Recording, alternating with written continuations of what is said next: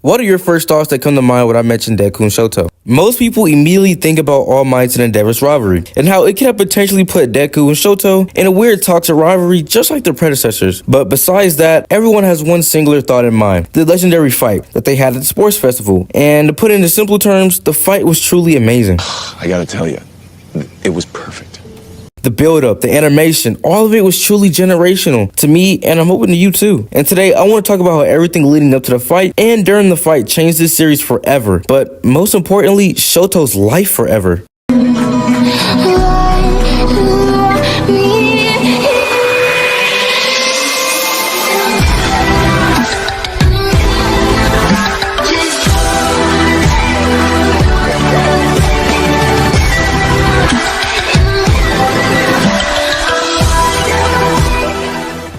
And now that the intro is over, let's get to the real reason why you're here. Deku versus Shoto. Contrary to belief, I believe that it was only a matter of time before Deku and Shoto ran the fade.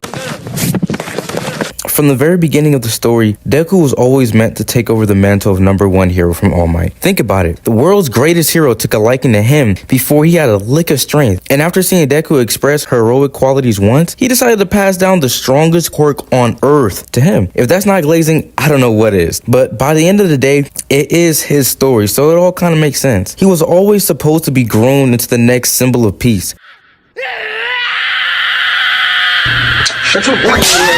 However, towards the beginning of Deku's time at UA, no one ever questioned why the strongest hero in the world was talking to Deku so much, which I always found weird because I would have definitely been looking at niggas like James from Dexter. Anyways, the only person that noticed the glaze that was going on was Aizawa Sensei, but after the recent attack at USJ, Shoto turned on his thinking cap and he started putting two and two together, and he noticed the amount of glaze and special treatment that Deku would get from All Might compared to the rest of class A, with the main thing being the amount of one-on-one convos that they would have compared to everyone else. And this ended up piquing Shoto's interest for one specific reason that I'll mention in a bit. Fast forward to the day of this festival, after Shoto pieced together the strange relationship that Deku had with All Might, Shoto immediately got the impression this green hair and immediately says with cold confidence that even though he doesn't quite understand Deku and All Might's relationship, he isn't going to question him about it. And he tells him that he is better than Deku and that he's going to beat that ass. And at first, Deku was just sitting there confused because this nigga Shoto has literally never talked to him before this moment. And after taking a few seconds to gather his thoughts, Deku comes to realize that everyone wants to be the best. And he tells his newest op that he is going to beat his ass and he vows to be #1. And that was the official introduction to the newfound rivalry.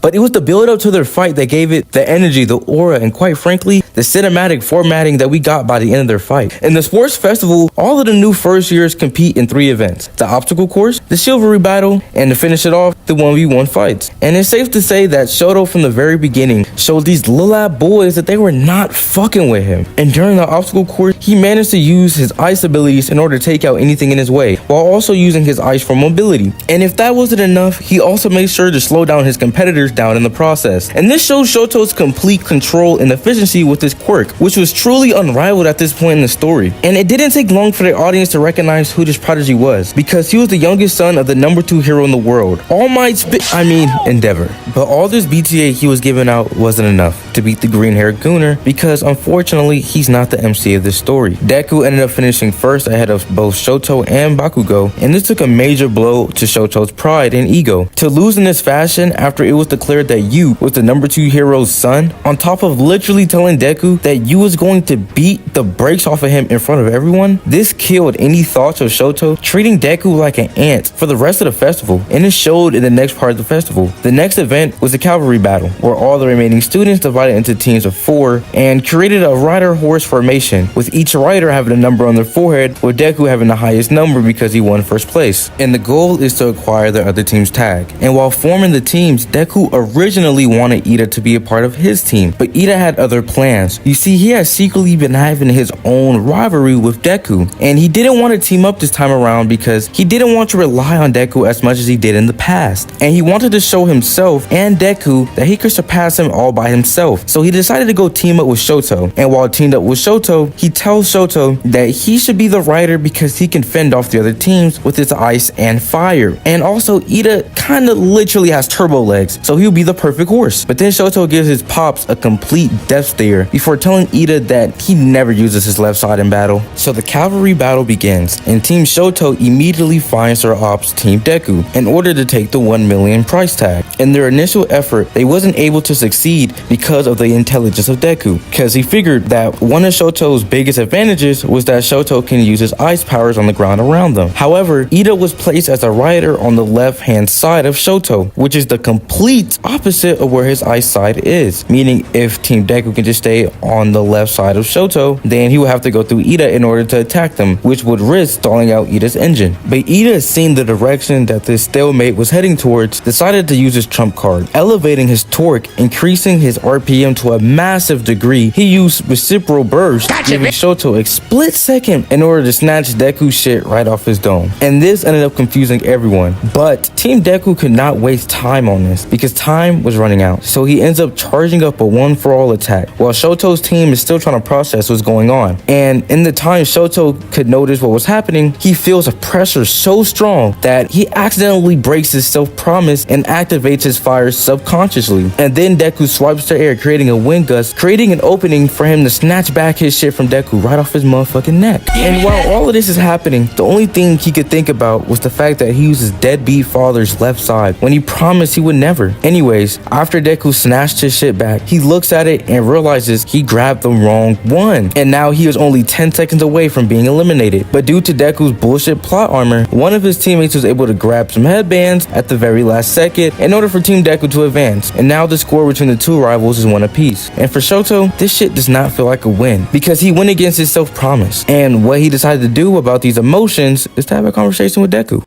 This singular conversation changed everything because this gave us all the context and answers to the questions that we had earlier. Why doesn't Shoto want to use his left side? Why did he press Deku unprovoked and started this somewhat random rivalry? Why is his relationship with his father so weird? Because I don't think it's normal to look at your dad like you're a random nigga off the street. Shoto starts off the conversation by reminding Deku of the fight between All Might and Nobu at the USJ. He tells Deku that he felt a pressure in that fight unlike anything he's ever felt before. But in the exact moment that Deku attacked him in the previous round, Shoto felt the exact same pressure, and he wants to understand the connection between Deku and All Might, because the fact that he is connected to the #1 hero makes Shoto feel like this is a prime opportunity to best the #1 hero's people, which gives him a lot more confidence in his goal to overthrow his father's wishes. From Shoto's point of view, his father is the second strongest person in the entire world, and he was always obsessed with becoming the strongest and was willing to do anything for it. But no matter how hard he tried, he never came close to surpassing the GOAT All Might. So he thought of a plan and decided to find a family of good quirk and offered a quirk marriage to the daughter of the family's head in order to create children that can achieve the goal that he was never able to do, surpass the #1 hero. And parents living through their kids is not an uncommon thing in the real world either. And he raised his perfect quote-unquote son, Shoto, in this environment filled with a lot of physical and mental abuse, which created a lot of resentment. And all Shoto remembers about his mom was that she was always crying, and that she can't even stand to look at the side that reminds her of his father, even going as far as throwing hot ass water on the left side of his face because it kept reminding her of Endeavor. And now it's all starting to make sense. This was Shoto's resolve. This was the reason why he started smoke with the green-haired gooner. And if he can surpass Deku, then it means he is following down the right path within his hatred. He could become a top hero without using his father's quirk, which is essentially giving his father the middle finger. And this was the climax of the final conversation before we get the fight we've all been waiting for, Deku versus Shoto. As soon as the match starts, Shoto blitzes Deku ass with an ice attack, but Deku was already prepared for that shit, so he uses a 100% flick smash to flick all that shit right back at him, which pushes Shoto back, causing him to create a barrier to stop him from flying away. And quickly, Shoto realizes that Deku is willing to do whatever it takes to stop these attacks, but that's what he expects, so he starts up another attack. And once again, Deku counters with another 100% flick smash. And early in the fight, Deku's heart is already racing at 100 miles per second as he's trying to calculate what next move Shoto might do. And then it clicks to him that he only has 6 more attempts left. But Shoto was not about to stop with the attacks, so he sends out another barrage of ice, and once again, Deku breaks another finger. But then Shoto starts thinking that Deku might be extending the match on purpose. So then, after sending another barrage of ice, he blinds Deku's field of vision by making an ice wall, allowing him to close close the distance while Deku can't see shit, and basically allow him to end the fight immediately. And as Shoto is coming down from the sky, he punches the ground where Deku was standing. Deku then dodges, but then Shoto surprise attacks Deku by extending his ice all the way where Deku was, leaving Deku with only one option, a full 100% smash, causing him to shatter his entire left arm. And in that moment, Deku realized it wasn't just his quirk, it was his excellent judgment, his execution, his mobility. Everything about Shoto was simply amazing. And in spite of all that, all Shoto could think about was the fact that his father must be angry that he isn't using his fire quirk. And that's where Shoto messed up. He starts to get comfortable because he thinks Deku is completely out the fight due to both his arms being down and one being shattered. So he sends his last barrage of ice towards Deku, not expecting him to do another 100% smash. And that's where the tide of the battle begins to shift, because Shoto can't fathom why this green-haired squeaker is going so far to win. And this bothers Shoto so much that he started thinking that Deku was paid by his father to do all so that he can get what he wants. And it's a problem that needs to be fixed. And Shoto starts crashing out on Deku, and he begins to start sprinting straight towards him. And that's where Deku notices that Shoto is moving a lot slower than usual. So this allows him to counter with a 5% smash to the gut. And this is when we are reminded that quirks are physical attributes as well. And like any other physical abilities, you can exhaust them if you use it too much. And Deku understands this. And with every attack Shoto sends, Deku counters with every fiber in his being that was willing to move. And this angers Deku because he knows Shoto wants to be the best, but he's crippling himself by not using his full potential. And this is when Deku decides to do something that nobody else would even think about doing. He decides to do everything in his power in order to make Shoto use his left side. And with a punch, Deku tells Shoto why he wants to be a hero. And with another haymaker, Deku tells him the amount of hard work he is willing to put in order to become a hero just like the GOAT. And with another haymaker, he tells Shoto that he aspires to be great and that he will surpass Shoto. And with the final haymaker, he sends Shoto flying across the stage. And with each word, Shoto is reminded of all the past, the trauma, his father, his mother, his siblings. And even with all this, he is still thinking about how he can show his father that he does not need him, that he is capable, and that he does not need him for anything at all. But before he could even say the word, who says this? It's yours! Your quirk, not his!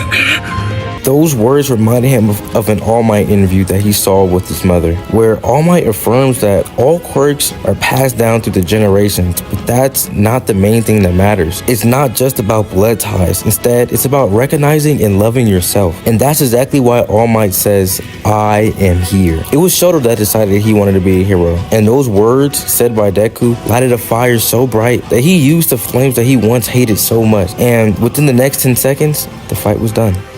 Shoto had came out on top, and that had drawn a conclusion to the end of this cinematic fight. But this fight meant a lot more than just a win or a loss for these two. No, this fight would change their lives, because after this, Shoto started using his fire side, which ultimately led to him becoming a better hero and releasing some of the trauma that he had built up. And for Deku, this fight almost left him crippled, and he had to change his entire fighting style. And this led to the creation of full cowling and shoot style. Now, if you made it to the end, say your favorite quirk in the comments below and why. And hit the sub button.